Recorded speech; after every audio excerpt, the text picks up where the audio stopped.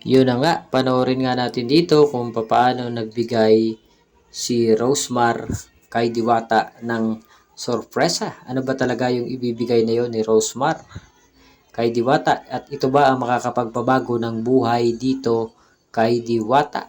Bali kinukuha na nga ni Rosemar dyan, at pagkuha nga ay akala mo ay susi ng sasakyan, pero pag labas nga isang house in lot pala. Ibig sabihin nga, house in lot yung ibinigay ni Rosemar dahil nga walang tinutulugan itong si Diwata, at kung saan saan lang siya natutulog dito sa gilid ng kanyang parisan.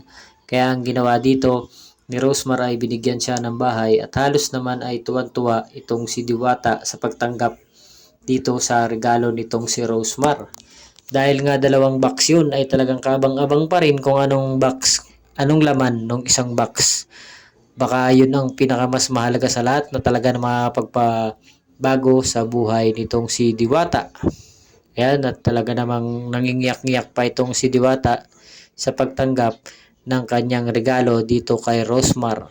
At yan na nga, at kukunin na nga ni Rosemar ang kanyang regalo doon sa pangalawang box. Yan na nga, kinukuha na, at unang nga lumabas ay tumambad sa kanya ay pera na nagkakahalaga ng 100. Tapos 200 na halos inutay-utay nga itong kunin ni Rosemar. Ayan, kinukuha na nga yung pera na talaga namang mangyak-ngyak itong si Diwata habang tinatanggap yung pera. Tinatamasa yung ganito kalaking pera na talaga namang makakapagpabago sa buhay nitong si Diwata. At habang na inutay ngang kunin ito ni Rosemar at inaabot kay Diwata, ay talagang hindi talaga maiwasan ni Diwata na mapaiyak.